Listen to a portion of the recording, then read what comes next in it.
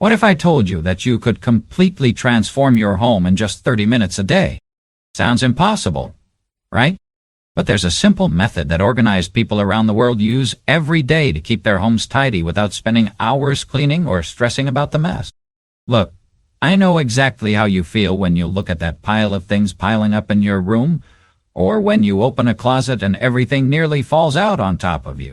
It's frustrating and exhausting just thinking about getting started. And often, we don't even know where to begin, right? But today, you'll discover that there's a way to put an end to this mess once and for all, without having to spend the entire weekend organizing. This 30-minute challenge will completely change the way you view home organization. It's not about deep cleaning or reorganizing everything from scratch. It's about a smart system that if you don't learn today will keep wasting precious time searching for things, stressing about clutter, and always putting off organizing until tomorrow. What you'll discover in the following tips can save hours of your week and bring you a sense of peace and control you never imagined. But there's a specific secret in tip number 7 that most people don't follow. And it's exactly what separates a home that's always organized from one that never escapes chaos. Tip 1. The 3-pile rule. Let's start with the basics. When you enter any room in your house, the first thing you need to do is create 3 mental piles. No, I'm not telling you to physically pile things on the floor. I'm talking about a mental strategy that will revolutionize your way of organizing. The first pile is the stays. These are the things that truly belong in that space and that you use regularly.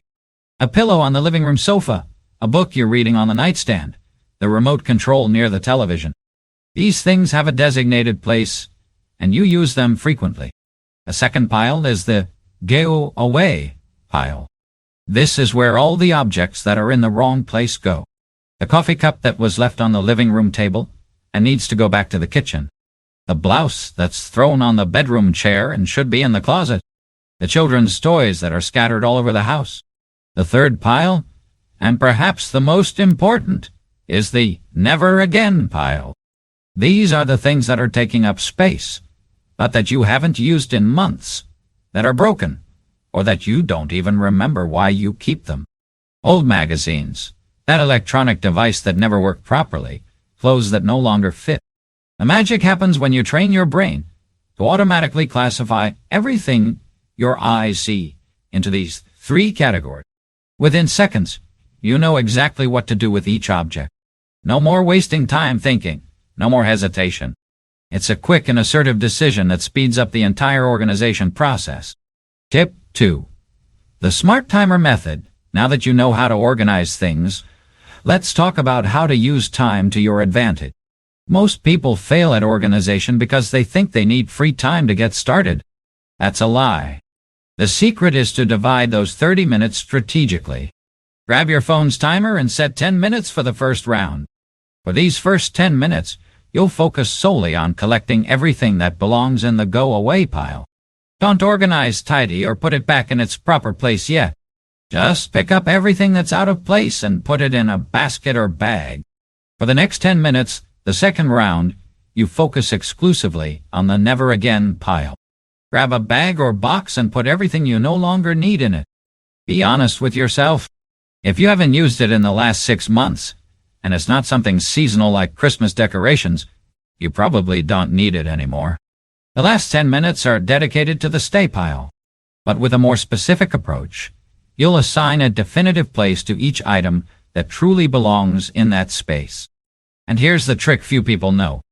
Each object must have a fixed address. Just as you have an address, your things need one too. When the timer goes off, you stop, even if you haven't finished everything.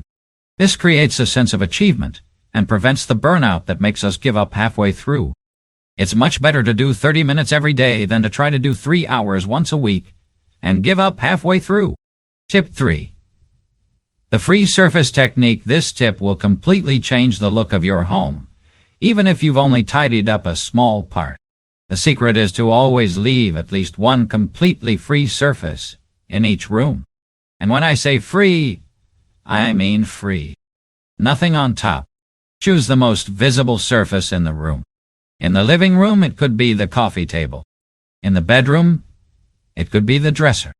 In the kitchen, it could be the main countertop. Why? This surface will be your gauge of organization. If it's clear and clean, your own mind will interpret the space as organized, even if there are still other things to tidy up. But why does this work so well? Because our brain processes space visually. When we see a clean, uncluttered surface, we automatically feel a sense of order and tranquility. It's as if that organized area positively influences the rest of the environment. What's more, when you keep a surface clear, it becomes a magnet for organization. Subconsciously, you'll avoid putting things on it because you've already created the habit of seeing it clean. It's a positive, self-reinforcing cycle. Always start with the most visible surface that bothers you the most when it's cluttered. It's usually the one you look at as soon as you enter the room. Remove everything from it. Clean thoroughly and establish a rule. Nothing can remain permanently on this surface. Things can pass through it, but they can't live there. Make a commitment to yourself before bed, before leaving the house, or at a fixed time during the day. You'll check this surface and make sure it's clear. It's a small habit that yields huge visual results. Before I continue with the next tips, if you haven't subscribed to the channel yet, click the subscribe button below and turn on the notification bell so you don't miss any organization tips. Also, tell me in the comments where you're watching this video from. I'd love to hear from you. Now, let's continue. Tip 4. The one-handed system. This technique will speed up your organization in ways you never imagined. The idea is simple. While you're doing something around the house, whenever possible, carry something that needs to be put away in its proper place. A free hand can always help with organization. Going to the kitchen? Take that glass from the living room table with you. Going upstairs to the bedroom? Carry that towel from the couch that needs to be returned to the bathroom. Going downstairs to the laundry room? Grab those clothes from the bed that need washing. It may seem silly, but this technique eliminates those specific walks just to put something away. You take advantage of your natural movements around the house to organize as you go. It's pure efficiency. Within a week of doing this, you'll notice how your home naturally becomes more organized. But there's a key secret here.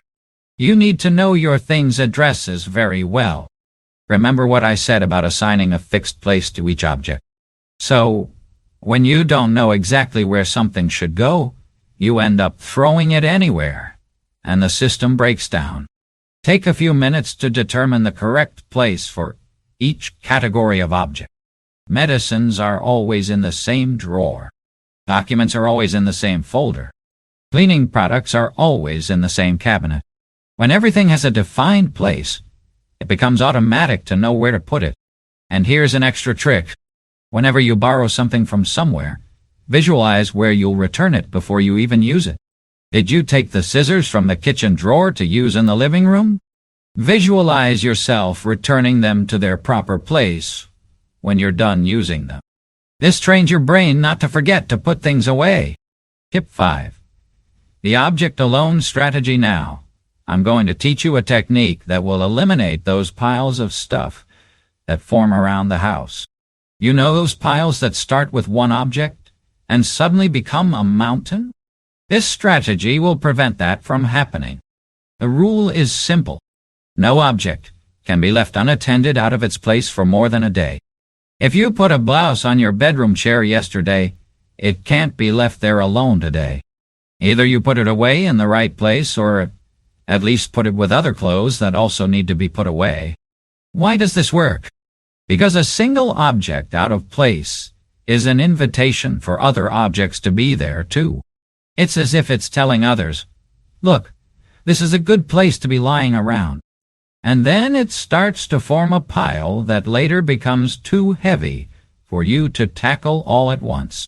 When you apply the single object rule, you break this cycle before it even begins. You prevent the habit of using that space as temporary storage from forming. Each item returns to its place before other items join in. And there's a huge psychological benefit to this. When you see a single object out of place, It seems easy to solve. Just pick one thing up and put it away. But when you see a pile of 10 things, your brain already interprets it as a heavy, difficult task. So you put it off, put it off, put it off, and the pile just grows. Try this for a week. Every time you notice a single object out of place, stop what you're doing and put it back in its proper place immediately. It only takes a few seconds, but the results are impressive. Your home will naturally become more organized without you having to do major tidying sessions. Tip 6. The false drawer method. This is a technique that professional organizers have been using for years, but few people know about. You'll choose a drawer or compartment in each main room of your house to be your fake drawer. But don't worry. It's not complicated at all. The fake drawer is a temporary storage space for those things you don't have time to put away, but also can't be left lying around. It's like a bridge between clutter and perfect organization. For example, you're in a rush this morning, but you have some papers on your desk that don't belong there. Instead of leaving them scattered around or spending 10 minutes looking for where each one belongs, you throw everything in the fake drawer. In the afternoon, when you have more time, you open the drawer and organize everything properly. But be careful. A fake drawer has strict rules.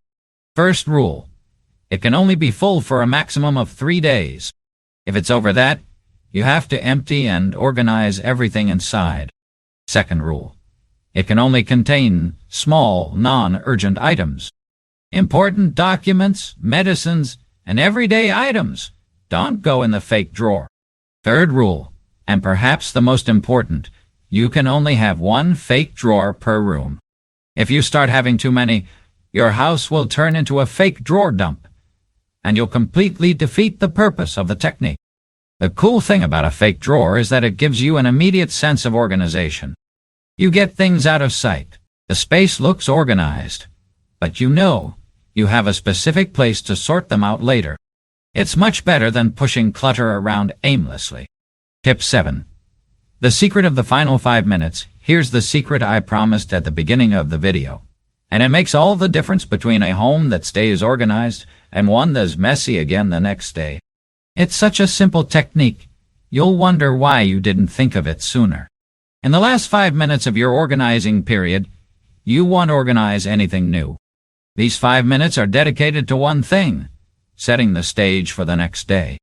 It's like setting the stage for the next organizing session. It works like this. You look around and identify the first place you'll organize tomorrow. Then you prepare that space to receive organization. If it's the living room table, you leave the basket nearby to collect the go-away items. If it's the closet, you leave some extra hangers ready. But the most important thing about these final 5 minutes is to visualize what you accomplished today. Look at what you've organized and acknowledge your progress. Even if it seems small, even if there's still a lot to do, celebrate what's come together. This programs your brain to want to repeat the experience the next day. And here's the trick. Almost no one does. Before you finish, choose one specific thing you'll organize first tomorrow. Tomorrow I'll start with the living room bookshelf, or tomorrow I'll start with the dresser drawer. These final 5 minutes create a positive cycle that feeds on itself. You end the day with a sense of accomplishment and a plan for the next day. It's as if you're building a solid organization habit, brick by brick. When you master this final 5-minute technique, organization stops being a tedious task you constantly put off and becomes a natural routine that flows on its own. It's the difference between forcing and flowing.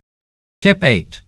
The quarantine zone technique. Now, I'm going to teach you a strategy that will solve one of the biggest problems for those who are organizing their home. Those items you don't know whether to keep or throw away. You know that feeling when you're unsure whether you still need something, but you also don't want to regret it later. The quarantine zone is a specific space in your home. It could be a box, a large drawer, or even a corner of the closet where you'll put everything you're unsure about. It's not for throwing away, nor is it for storing in its final place. It's for observing for a while. It works like this. When you find something you're not sure you still need, instead of wasting time deciding, Put it in the quarantine zone with a label written with today's date. The rule is simple. If you haven't gone after anything in this zone in 3 months, you can donate or throw it away without fear. But there's one important detail. The quarantine zone can't become a permanent storage area. Once a month, you need to review what's there. And be honest with yourself. If you didn't even remember it was there, it's a sign you can get rid of it without any problems. And here's a tip within a tip. Photograph everything you put in the quarantine zone. It may seem like overkill, but it's very useful. Sometimes you're looking for something and don't even remember you put it in quarantine. With a photo, you can quickly take a look without having to move everything. The quarantine zone takes the pressure off of making difficult decisions when organizing. You don't waste time agonizing over every questionable item. Just quarantine it, and that's it. You can move forward with the organization. You make the final decision later, with a clearer head. This technique is especially useful for clothes you haven't worn in a while but have sentimental value, books you think you might read someday, or kitchen utensils you rarely use but might come in handy on special occasions. Tip 9. The circular motion system. This technique will optimize your movements around the house in ways you never imagined. The idea is to take advantage of the natural path you take through the rooms to organize your work along the way, but in a much more strategic way than we saw in the one-handed tip. The circular motion works like this. You choose a starting point in the house, usually the room you use most, and mentally trace a circle through all the spaces. This could be the living room, kitchen, bathroom, bedroom, and back to the living room. The important thing is to always follow the same path in the same order. As you make this circle, collect everything that belongs to the next room on your route. Are you in the living room? Collect everything that belongs in the kitchen. Have you reached the kitchen? Put away what you brought from the living room and collect everything that belongs in the bathroom. And so on, until you complete the circle. The magic happens because you never walk around the house empty-handed, and you never have to go back for something you forgot. It's a continuous flow of organization that takes advantage of every step you take. In one complete turn, you've organized the entire house. But there's a secret here that makes all the difference. You need to know exactly what belongs in each room. If you're unsure about where something belongs, the system will crash. So, take the time to clearly define what belongs in each room of your home. And here's an extra tip to boost your circular motion. While you're putting things away from your current space, start noticing what needs to go into the next room. This speeds up the process and trains your eye to quickly spot what's out of place. The circular motion is especially effective for small houses or apartments where you can complete the entire route in just a few minutes. But it also works in larger homes. You just need to divide it into smaller circuits, one for each floor or area of the house. Tip 10. The daily reset rule. This last tip will ensure that all the work you did in the 30 minutes won't be lost the next day. It's what separates those who manage to keep their home organized from those who organize today and find it messy tomorrow. A daily reset is a 5-minute routine you do every day, preferably at the same time. It could be before bed, in the morning before you leave, or when you get back from work. The important thing is to make it an automatic habit. In these 5 minutes, you'll do just 3 simple things. First, take a quick walk around the house and put everything that's left out during the day back in its place. These are just the obvious things that stand out. This isn't meant to be a deep organization. Second, quickly clean the surfaces you've designated to be always clear. Remember the clear surface technique. Just wipe down anything that landed there during the day with a cloth. Third, prepare a space for your next 30-minute decluttering session. A daily reset works like preventative maintenance. It's much easier to maintain organization than to create it from scratch. 5 minutes a day is all it takes to ensure your home never returns to a state of total disarray.